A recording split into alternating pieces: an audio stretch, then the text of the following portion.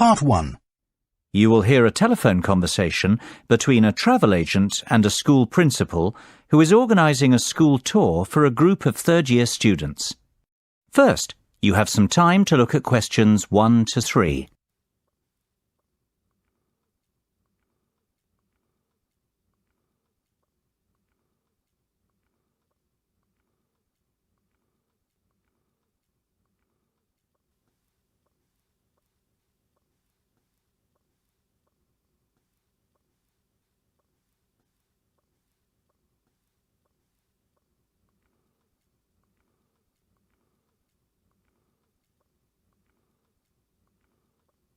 You should answer the questions as you listen because you will not hear the recording a second time.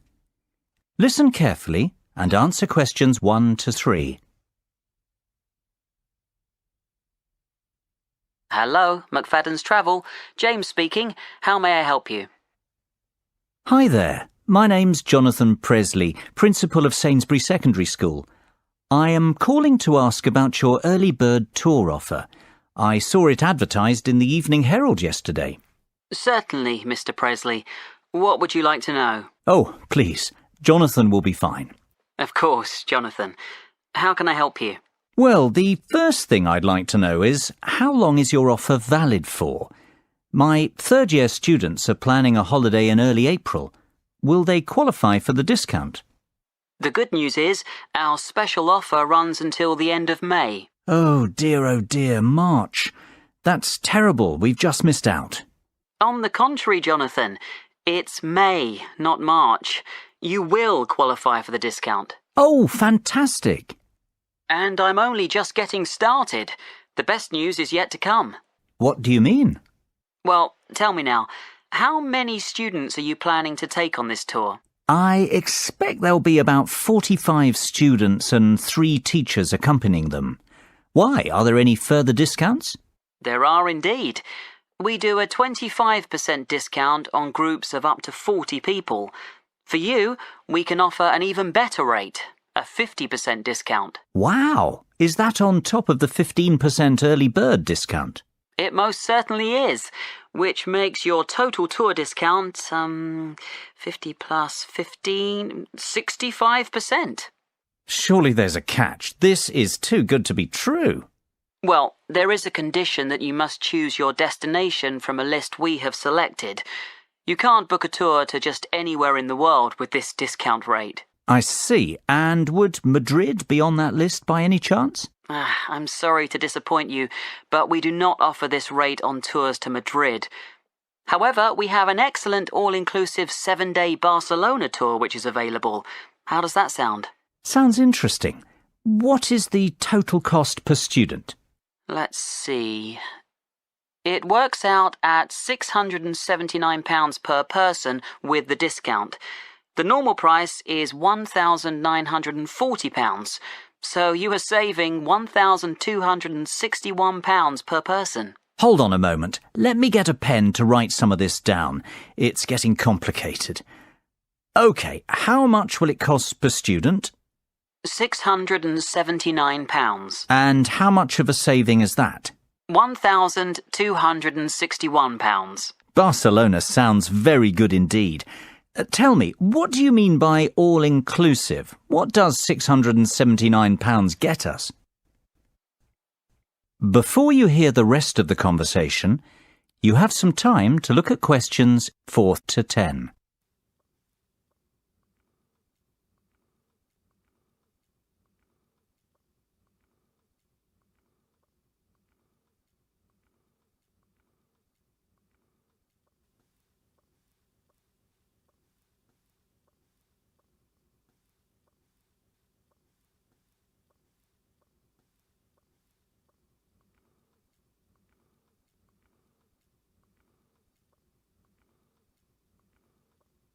Now listen and answer questions 4 to 10.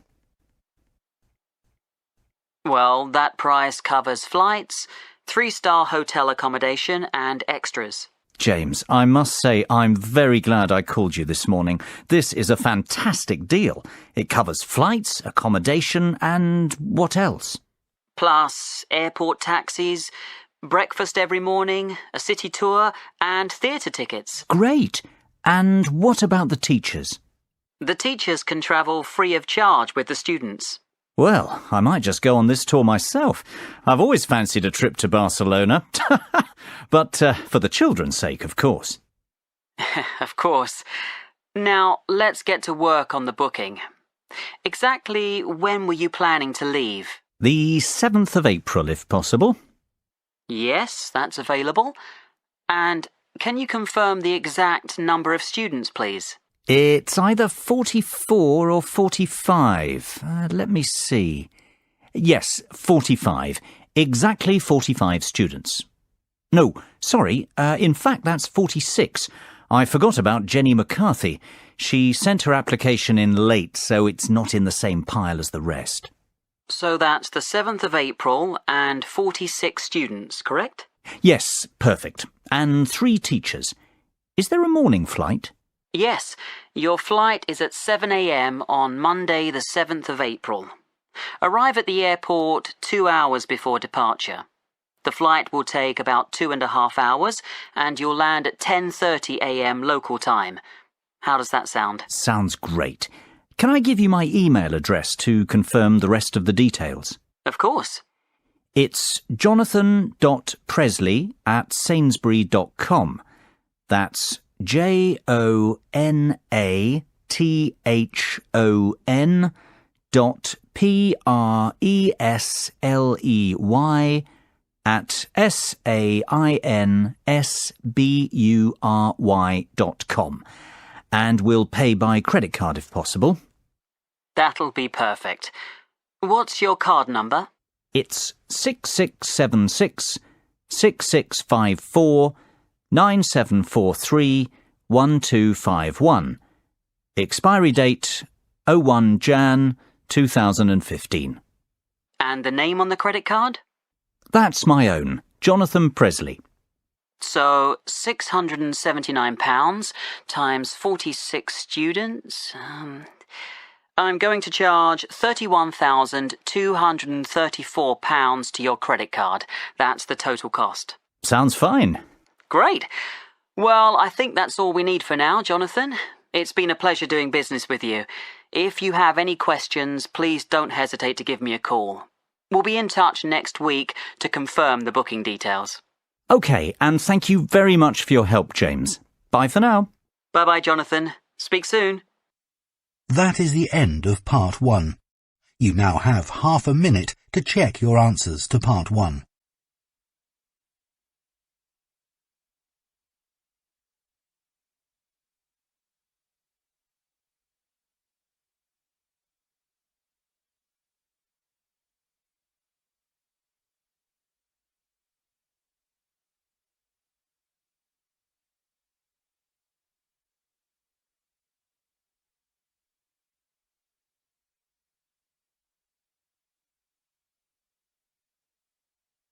Part 2. You will hear an extract from a talk about the history of motor racing.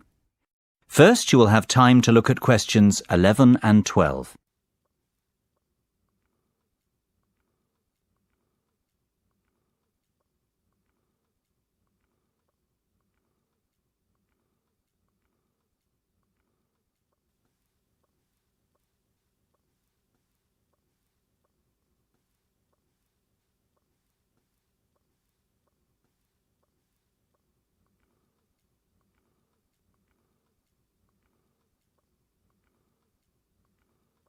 Now listen carefully and answer questions 11 and 12. Good morning and welcome to the programme. This week we're continuing our series of features on motor racing, and I am delighted to welcome to the show David McWilliams, widely recognised as the most knowledgeable motor racing historian in England. We've invited David in to talk to us about what is probably the most famous and prestigious motor racing championship in existence today. That is, of course, Formula One. David, Formula One is now a massive racing franchise, but how did it all begin? Well, Formula One has its roots in the European Grand Prix Motor Racing Championship, which began in the 1920s. After World War II, the Grand Prix was transformed into a new championship format, the one we are familiar with today, Formula One. The formula stands for the rules which all the drivers and manufacturers must respect. The one signifies that this racing championship is regarded as the best in the world. The first World Championship race was held in 1950 at Silverstone in England. It was won by Italian Giuseppe Farina in his Alfa Romeo. Farina narrowly beat his teammate Juan Manuel Fangio of Argentina to the title, yet it was Fangio who would go on to dominate the sport for the rest of the decade, winning 5 World Championships. As the years went by, the sport became a global phenomenon and grew from strength to strength, becoming the biggest commercial sport on the planet. Before you hear the rest of the conversation, you have some time to look at questions 13 to 20.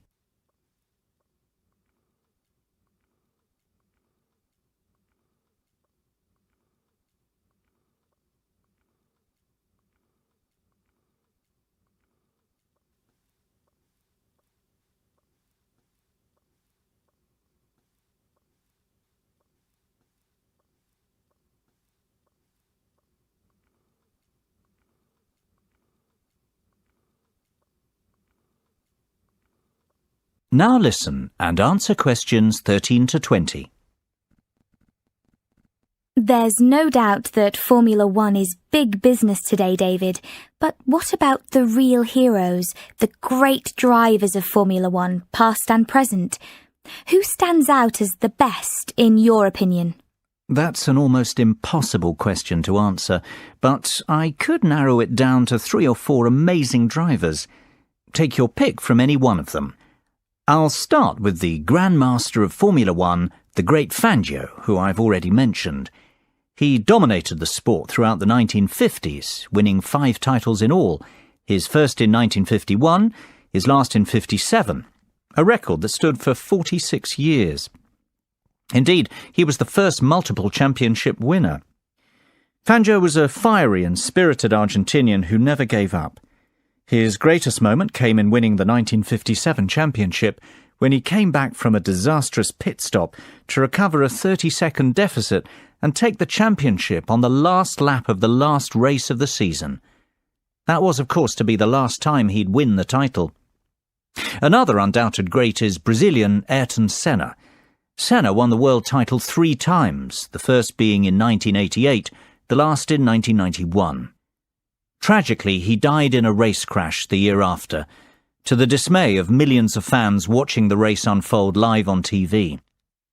Senna was best known for his skills driving in the wet, and he won the Monaco Grand Prix, on what is regarded as the most difficult racecourse in Formula One, more times than any other driver. Perhaps because of this, he is regarded as the most naturally gifted driver to have ever sat behind the wheel. Another very talented driver was Frenchman Alain Prost. Prost won the driver's title 4 times during his career. His first title victory came in 1985 and his last arrived in 1993. Of course, Prost will always be remembered as the driver with the 3rd highest number of championship victories, and perhaps even more for the fact that he was a great rival of Ayrton Senna. Those two had many great battles. Last, but not by any means least, Michael Schumacher is the most recent of these driving greats who deserves a mention. His first title was won in 1994, and he continued to dominate Formula One until he won his last title in 2004. Schumacher holds many driving records, including most drivers' championships, race victories, fastest laps, pole positions, points scored, and most races won in a single season. He is also regarded as the greatest driver on paper, having won 7 world titles. It sounds like Schumacher is in a league of his own. Is he not clearly the best then, David, based on his record? It's not that simple, unfortunately. These drivers all raced in different eras, with different cars and under different circumstances. I don't believe we can say one was the out-and-out best, but rather that each was the best of his time. That's praise enough. That is the end of part 2. You now have half a minute to check your answers to part 2.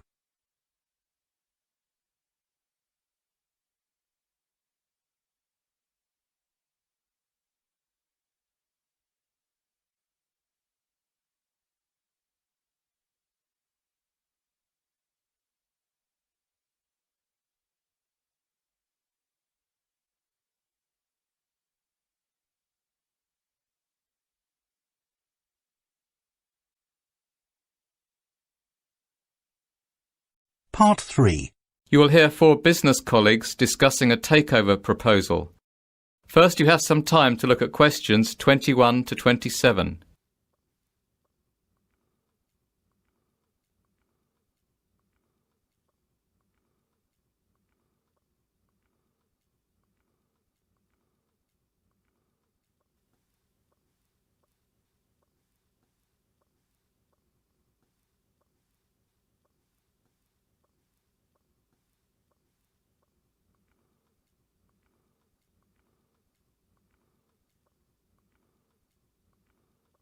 Now listen carefully and answer questions 21 to 27.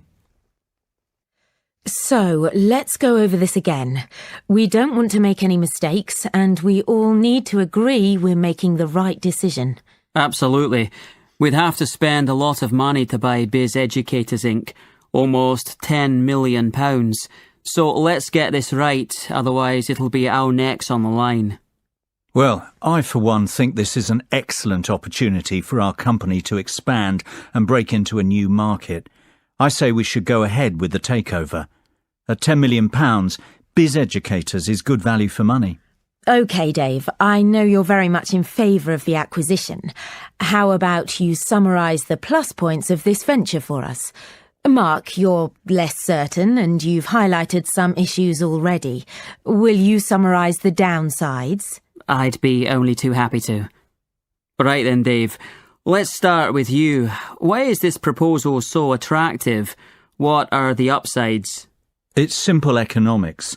Biz Educators has a proven track record and is an industry leader. It is a well-respected company with a great name, has generated excellent goodwill, and has consistently made a gross profit of more than £500,000 per annum with a great shareholder return. Yeah, but what about the net profit? That's not nearly as high. In fact, last year it made a net loss of £100,000. Mark, that's only because it invested in a new manufacturing plant. That's a long-term investment to secure the company's future. In fact, it's a good thing, not a bad thing. It shows that the company has a clear and ambitious strategy going forward. Besides, a £100,000 loss is very small in real terms. It's hardly worth being concerned about. That loss will be clawed back within 2 years if the projected profits for 2012 and 2013 materialise. The forecast is for a net profit of £500,000 in 2012 and £1 million in 2013. The figures speak for themselves. This is a sound investment. I have to agree with Dave. Why are you so sceptical, Mark? I see where Dave is coming from, but we're overlooking some vital facts. First of all, this company wants to remain an independent entity. Hostile takeover bids are fraught with danger. We know from experience. Remember Davidsville Inc.? We spent a fortune researching that company and creating a workable business plan, only for the merger to fall through. Mark's right. It is always difficult to buy a company that doesn't want to be sold. Davidsville was a disaster. Continue, Mark. That's not my only concern. I'm also worried that Biz Educators is a production-based company. We have no experience running companies like that. Our market is investment banking and trading. We would have to hire outside managers to run Biz Educators for us. That's going to cost more money. Look, I'm not saying it can't be done. I'm just saying this is a high-risk venture. Plus, there's no synergy. Our business is totally different, so we can't save costs by combining departments. Well, we can certainly see that this decision is not straightforward by any means. Maybe, but we have to come to a conclusion soon. It's almost 5 o'clock. What's the hurry? Can't we postpone our decision and discuss the takeover proposal again tomorrow? Mark, have you forgotten that we have to have our conclusions ready for tomorrow's board meeting? That's when the official decision will be made. Before you hear the rest of the conversation, you have some time to look at questions 28 to 30.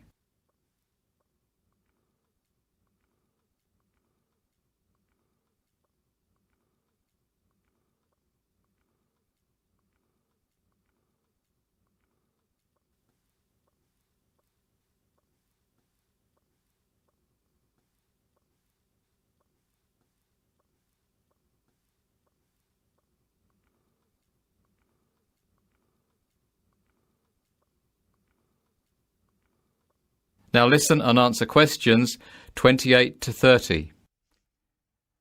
Goodness, it almost slipped my mind. Well, we'd best move on. Mary, John, you were uncertain before. Now that you listened to the pros and cons of the proposal, what do you think? I think it's a great opportunity for our business. Biz Educators is definitely profitable, and it is a business on the up.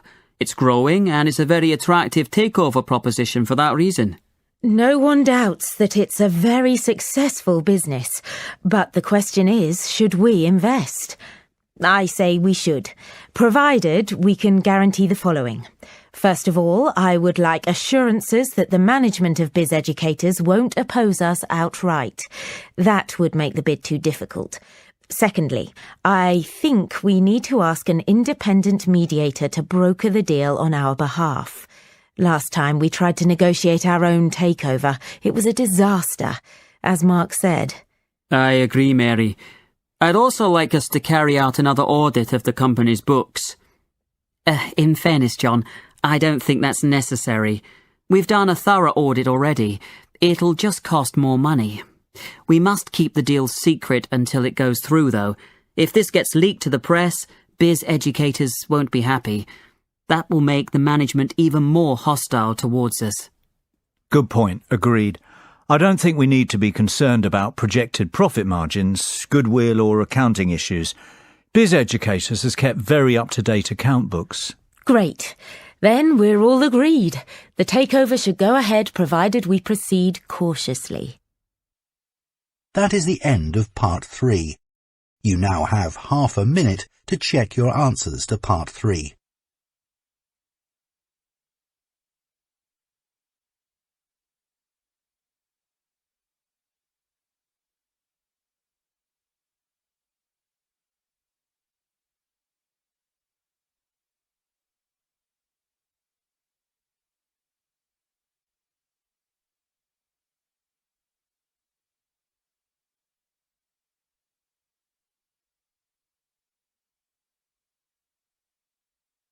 Part 4.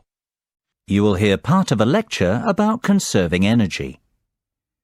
First, you have some time to look at questions 31 to 40.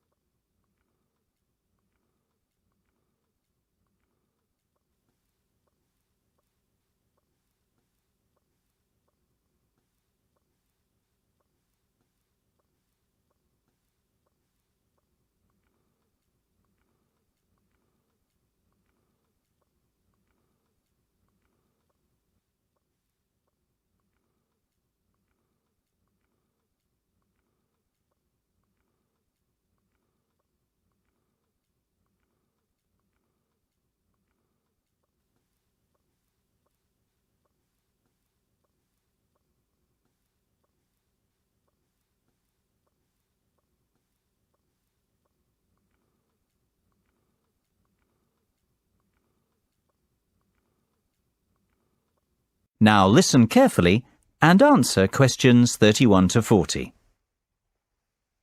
I'd like you to give a warm welcome to our guest speaker today, Dr. Sophia Martin from the Faculty of Science.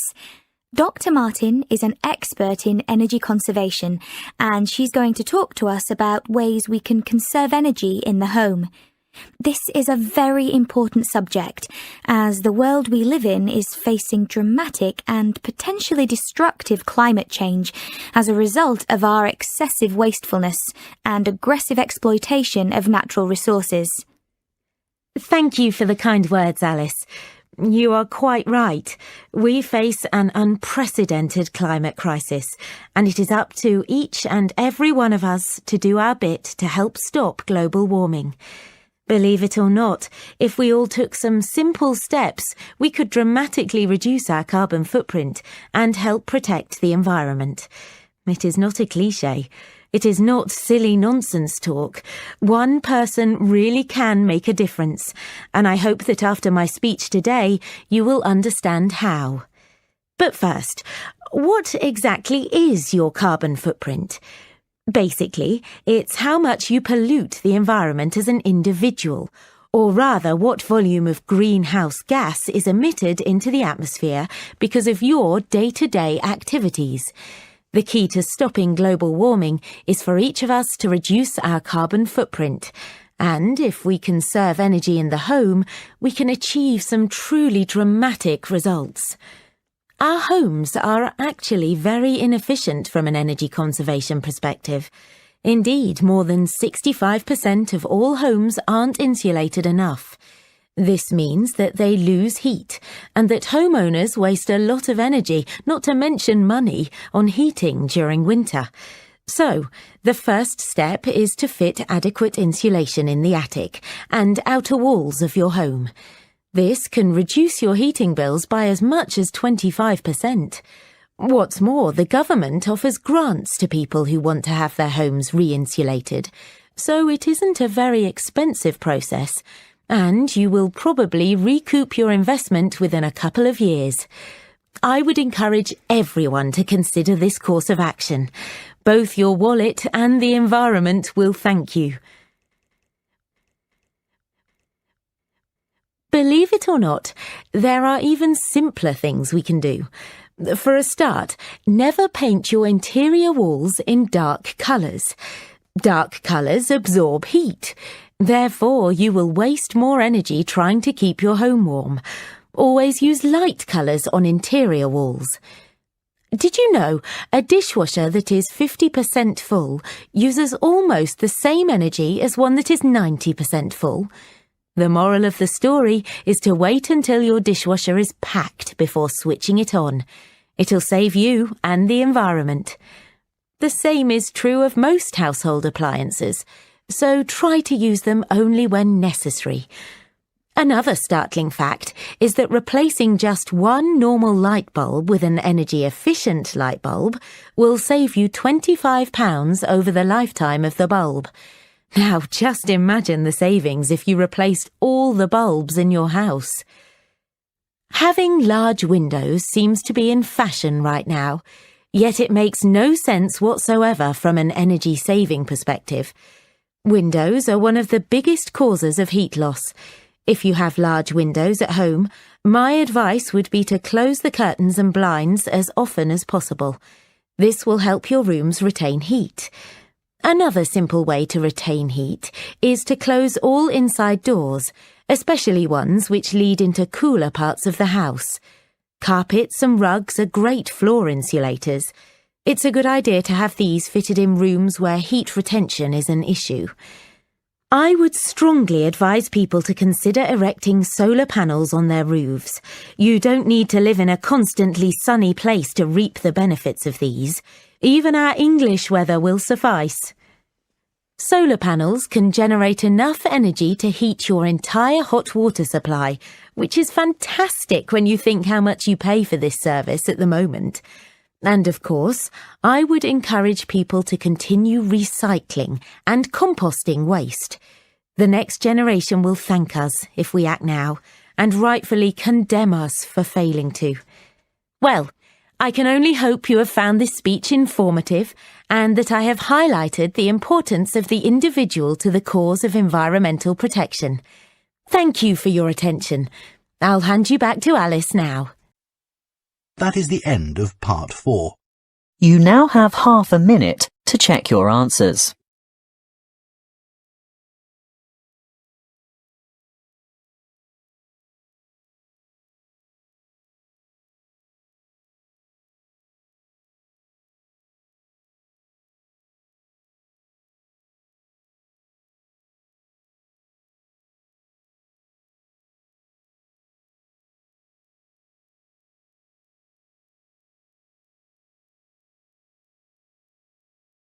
That is the end of the listening test.